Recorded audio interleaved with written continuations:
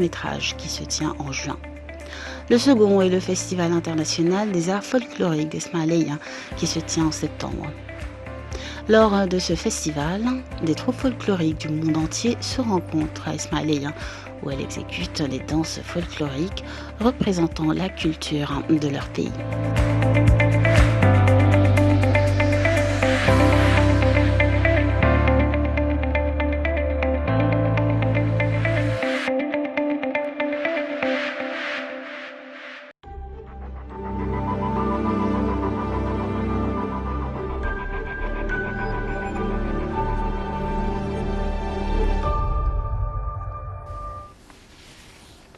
Et de retour sur le plateau pour donc la dernière partie de cette émission de Bonjour l'Égypte, la partie débat.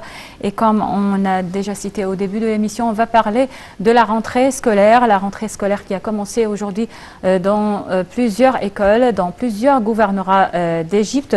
Et pour parler de ce sujet, on a en ligne Madame Mouna Al-Halawani qui est pédagogue. Bonjour Madame. Bonjour Madame. Et bonne année scolaire. Bonne année scolaire. Alors, c'est une année scolaire pas comme les autres, et pour les élèves et pour les enseignants aussi, bien sûr sur fond de cette pandémie de coronavirus et les sentiments de peur, les sentiments donc d'inquiétude des parents et des élèves, des enseignants aussi. Alors, comment les enseignants sont préparés pour cette rentrée scolaire ? J'aimerais bien mettre l'accent, bien sûr, sur l'importance de cette année et la spécialité de cette année, parce que ça commence déjà une nouvelle année différente, comme vous venez de le mentionner. Mais je ne vois pas la raison d'avoir peur, parce que on a déjà dépassé cette période-là, parce que vraiment, ils l'ont senti au début de la crise de la COVID-19.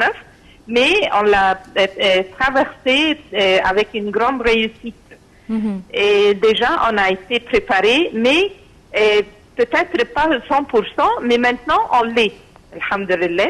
Donc, les professeurs ont suivi pendant les vacances beaucoup de formations pour être à la hauteur de cette période-là et pour être aussi au courant de toutes ces variations et tous ces changements. Et déjà, ils sont maintenant formés pour travailler sur la plateforme du ministère de Moudou. Et les élèves aussi ont eu cette formation à travers les formations en ligne. Les parents d'eux-mêmes, ce n'est pas seulement les professeurs et les élèves. Et il y a des professeurs qui ont déjà travaillé en ligne et à travers d'une initiative d'eux-mêmes, et aussi il y a à travers du ministère et à travers Microsoft aussi. Donc c'est pas la peine du tout d'avoir peur ou d'être inquiet, mais de travailler en plus. Oui, Madame Mona, bonjour. Bonjour, monsieur. Si on parle également du rôle des enseignants au cours de cette période, est-ce qu'ils ont reçu par exemple des cours d'entraînement spécial pour cette période à venir? C'est vrai, et ça, ils sont très bien préparés maintenant pour la plateforme Edmoudou, qui appartient au ministère de l'Éducation. Oui. Et aussi, ils sont prêts. Pour chaque école, déjà, il y a un compte. Pour chaque école, il y a les profs qui peuvent donner des leçons en ligne, et ils le font aussi maintenant en classe et en ligne. C'est-à-dire, cette année, ça va être mixte, une éducation hybride. Donc, il y aura la préparation des élèves, ce qu'on appelle la classe inversée. Et pour cela, les élèves vont utiliser la banque d'informations Ekibi. Et ils vont préparer leurs leçons et aller en classe pour discuter et compléter l'apprentissage avec le professeur. Vous avez parlé donc que vous avez commencé l'enseignement en ligne ou la formation en ligne il y a déjà quelques mois, depuis l'année passée aussi, on a commencé l'enseignement en ligne. Est-ce que vous voyez que les élèves commencent à s'habituer à ce genre d'enseignement?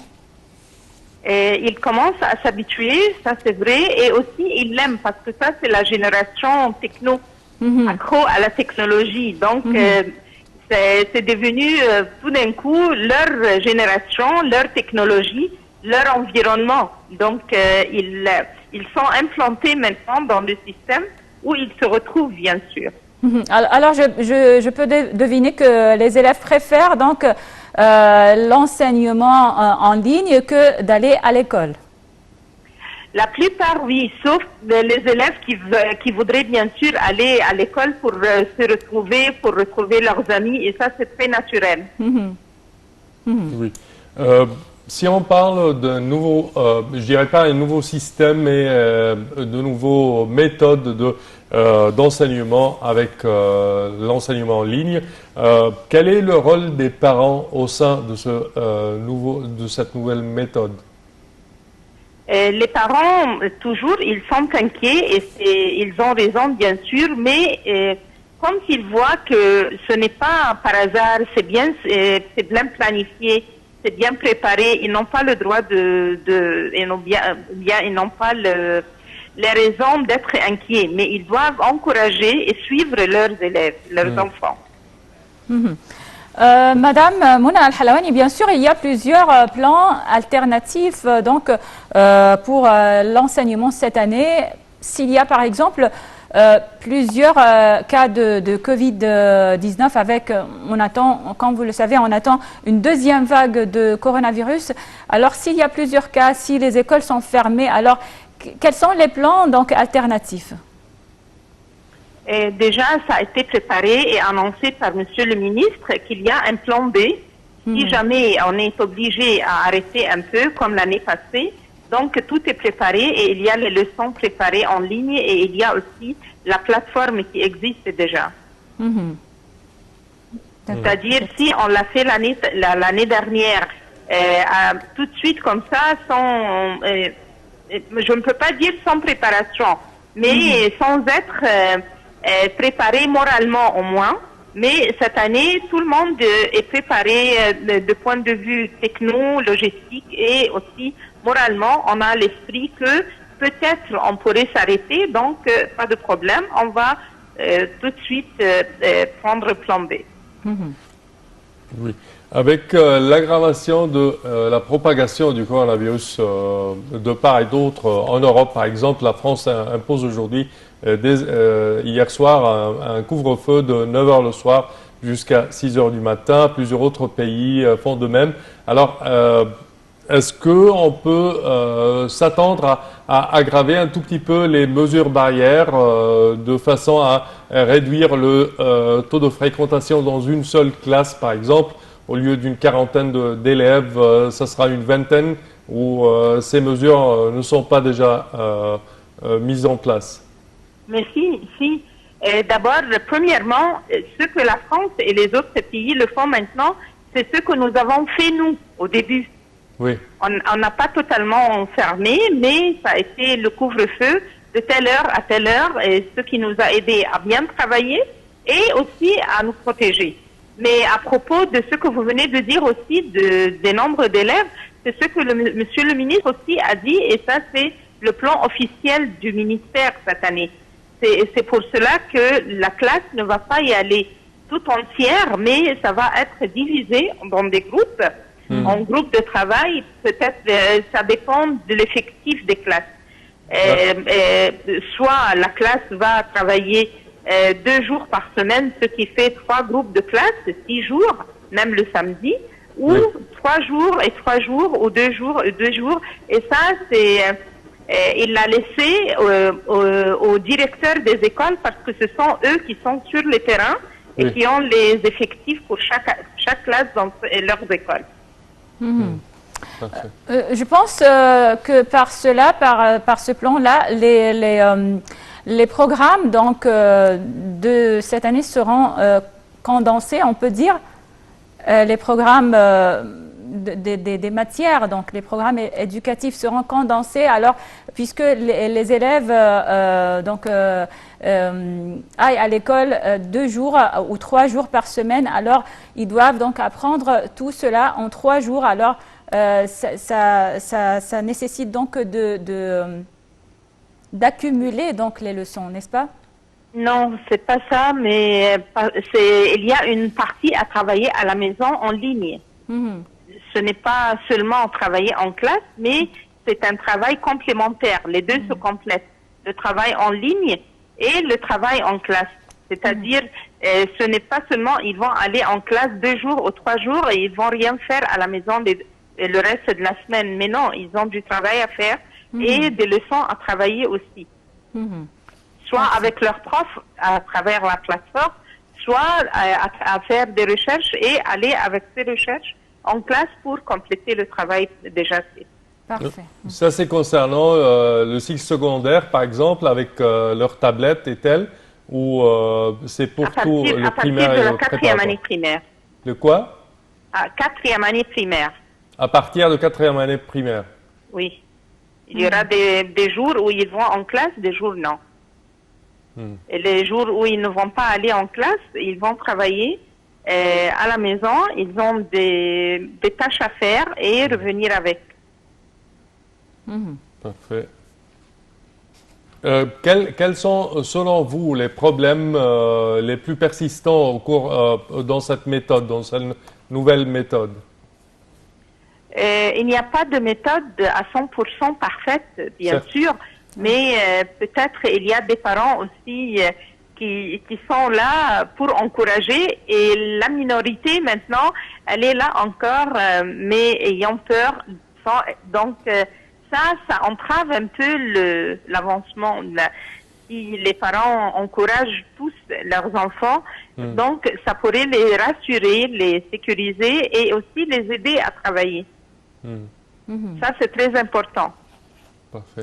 Oui, bien sûr, le rôle des parents est très important. Donc, bien sûr, bien sûr. Oui, puisque c'est l'enseignement ou l'éducation en ligne, alors donc ils doivent premièrement donc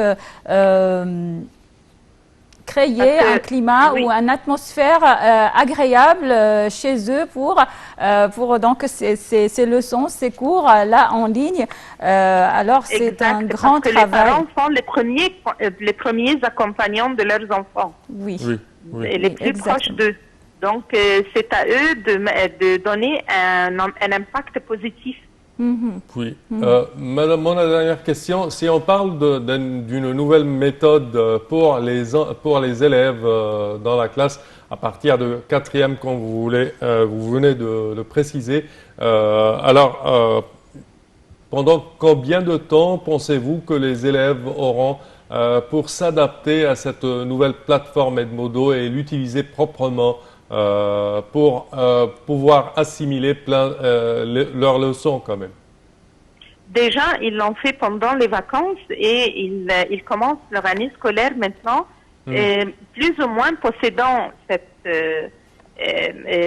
plateforme. Donc, ils peuvent, et chacun aussi des élèves a un compte, chacun des parents aussi a un compte pour suivre les parents, les professeurs.